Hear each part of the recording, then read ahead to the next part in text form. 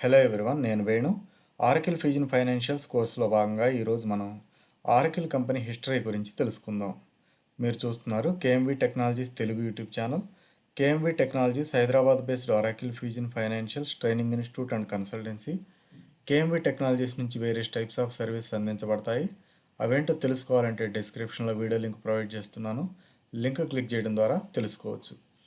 మనం Oracle fusion financials complete course నేర్చుకోబోతున్నాం. Course నేర్చుకోబోయే ముందు ఆరకిల్ కంపెనీ హిస్టరీ గురించి 2-3 పాయింట్స్ డిస్కస్ చేసుకుందాం. ఫస్ట్ మనం ఆరకిల్ కంపెనీ ఫుల్ ఫామ్ ఏంటో తెలుసుకోవాలి. Oracle full form ఆక్రిడ్జ్ automatic computer and logical engine.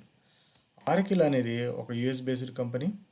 Oracle company software ప్రోడక్ట్స్ని డెవలప్ చేస్తుంది అండ్ మార్కెటింగ్ కూడా చేస్తుంది. Oracle company headquarters Redwood Shores, California, యూఎస్లో ఉంది. ఆరకిల్ కంపెనీని 1977లో ఎస్టాబ్లిష్ చేశారు. ఎస్టాబ్లిష్ చేసినప్పుడు company name software development laboratories అని ఉండేది. ఆరకిల్ కంపెనీ ఎస్టాబ్లిష్ చేసినప్పుడు మెయిన్గా డేటాబేస్ సప్లయింగ్ కంపెనీగా ఉండేది. స్టిల్ ఇప్పటికి కూడా మెజారిటీ కంపెనీస్కి ఈఆర్పీతో పాటు డేటాబేస్ కూడా ప్రొవైడ్ చేస్తుంది ఆరకిల్ కంపెనీ. ఆరకిల్ కంపెనీని 3 పర్సన్స్ ఎస్టాబ్లిష్ చేయడం జరిగింది: Larry Ellison, Bob Miner, Edwards. Present Larry Ellison Oracle company చైర్మన్గా కంటిన్యూ అవుతున్నారు. And present Larry Ellison 4th richest person in the వరల్డ్గా కూడా ఉన్నారు.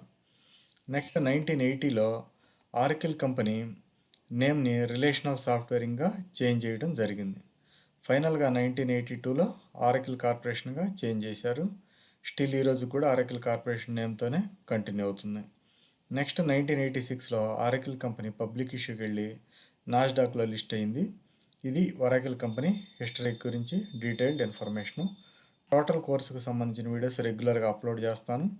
Keep watching KMV technologies. Like, share and subscribe for more videos. Thank you.